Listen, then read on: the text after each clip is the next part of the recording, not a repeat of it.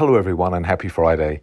Before we share my analysis from these last few days, please remember that neither I nor the SIMETRI team from Crypto Briefing are licensed financial advisors. What we provide is not a personalized investment advice. It is merely our opinions based on our various research and diligence. As always, do your own research before making any decisions about buying or selling crypto. Let's get to the technical update and see what Bitcoin's up to on the chart. So at the moment, the key downside level for me is around 39.2, 39.3. I think that's probably a decent buyback zone.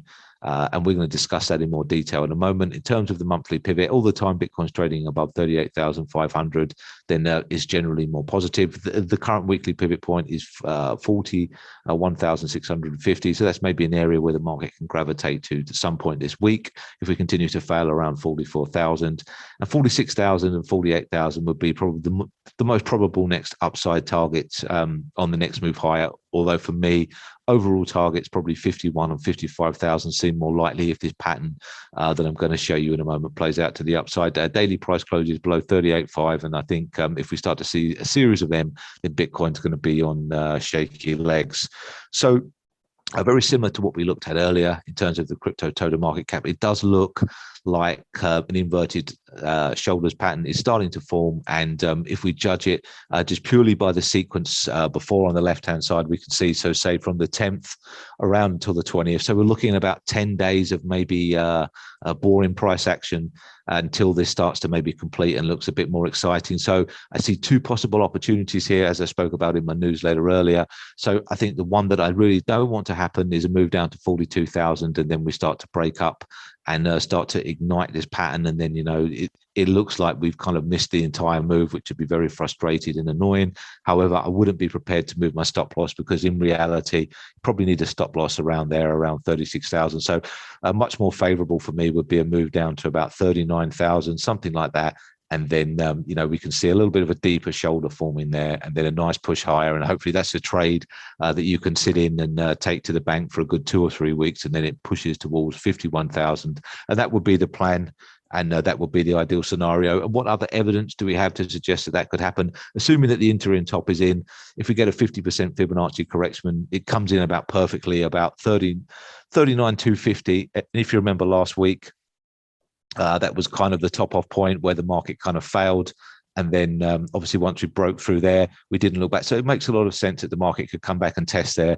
And as I said earlier, if you want to put a stop loss underneath the most significant low there, it does make a lot of sense.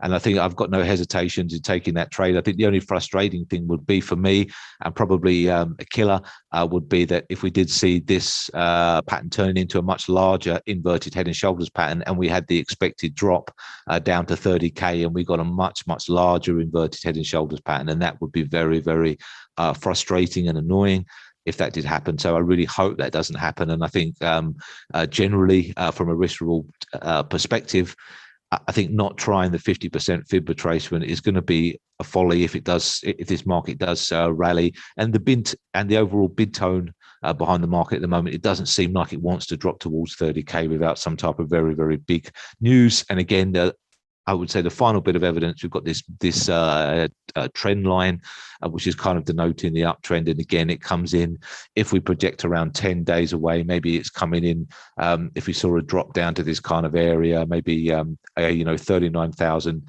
as it develops.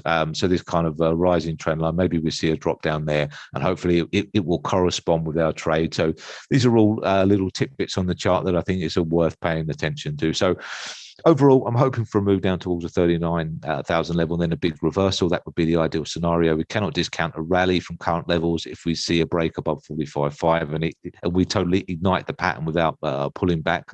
A drop below 38,000, it could cause a significant decline in the market. There's a lot of technical evidence calling for a pullback as well. So I have spotted some divergence, which I haven't spoke about. But initially, when we started to take off, I can see some divergence to 39.2, which is even more reason why we probably will reverse at some point. And overall, if we look at the projection of the inverted head and shoulders pattern, it's pointing towards a move towards 55,000 US dollars plus. So that is encouraging anyway. Looking at Litecoin, we haven't looked at it a long time. I'm a big favorite of trading Litecoin, but as always with me, it's a case of extreme patience and just being very boring and waiting for the premium points to happen.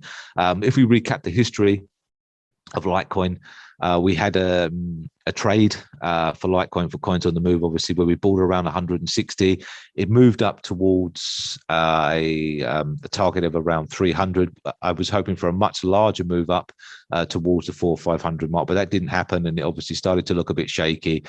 And I believe we did the correct thing, exiting around 250 US dollars. And you can see what's happened since then. It's broke underneath the wedge, and we've actually moved sub 100 US dollars. But I do believe that there could be another trade opportunity coming for Litecoin. And it's going to be a case of more extreme patience, but I think it could be a good one, and I think it's going to be worth waiting for. So for me, it looks like an inverted head and shoulders pattern is going to be forming here. But I think over the next few days, we're going to see Litecoin possibly start to push a little bit higher than what the market thinks. And we're going to go back to the 160 level. The 160 level, I've spoken about it numerous times, very, very important technical level for Litecoin. So it makes a lot of sense that we move up towards the 160 level, and that would form a much larger inverted head and shoulders pattern. And then we would then look to buy into the pullback anywhere near maybe 140 to 120, that sort of region, in expectation that the market is going to go in tandem with Bitcoin if that starts to take off, and then we move towards one of these top Fibonacci extensions. I suspect about 200 US dollars, maybe 185. So